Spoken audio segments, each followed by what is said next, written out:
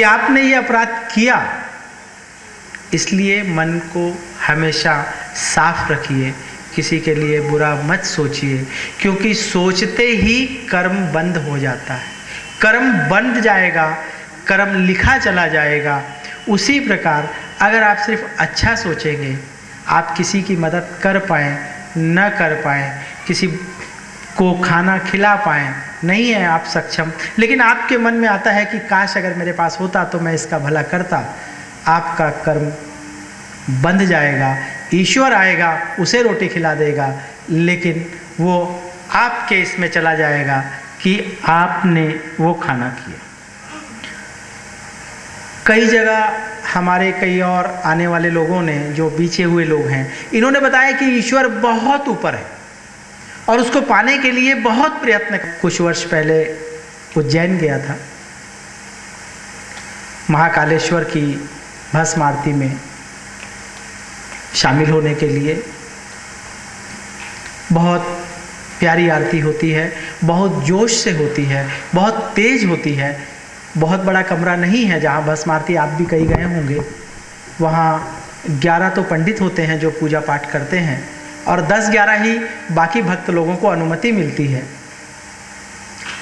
हमको प्रभु की कृपा हुई, हमको अनुमति मिली वहाँ बैठने की, जाने की।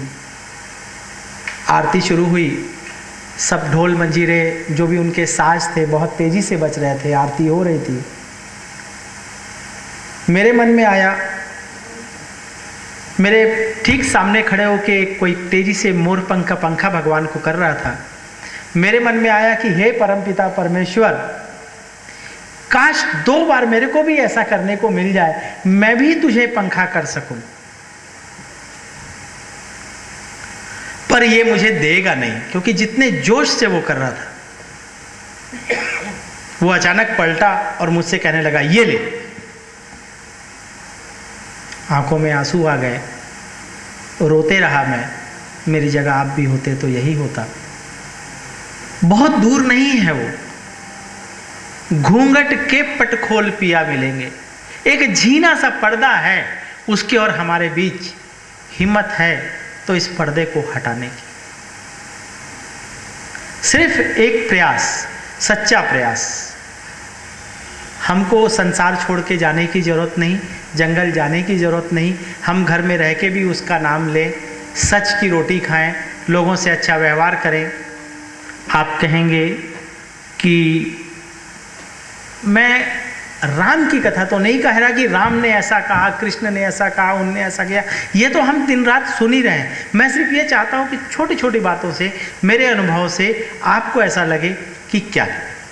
हम मंदिर जाते हैं, यहाँ भी आते हैं, माता के दरबार में बैठे हैं, रोज आ रहे हैं मंदिर, या घर में ही हम प्रार्थना कर रहे हैं रोज, भिखारी बनकर, रोज भिखारी बनकर।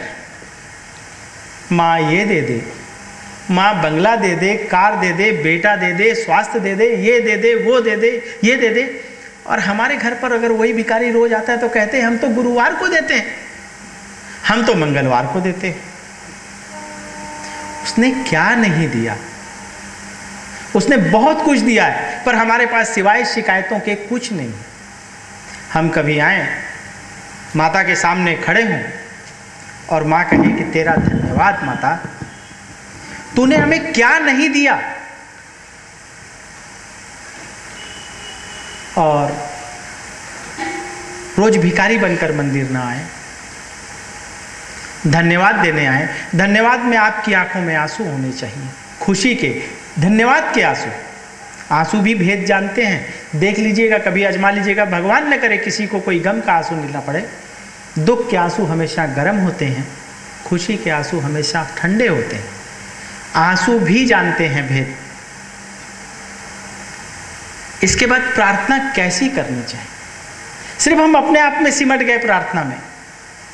हम कहें कि हे माता, हे परमपिता परमेश्वर, ये सारा विश्व सुखी हो, मेरा देश सुखी हो, मेरा प्रदेश सुखी हो, मेरा गांव सुखी हो, मेरा मोहल्ला सुखी हो, मेरे पड़ोसी सुखी हो, मेरा परिवार सुखी हो, मैं सुखी हूं। जैसे ही आप दूसरों के लिए मांगना शुरू करते हैं, मिलना शुरू हो जाता है। लेकिन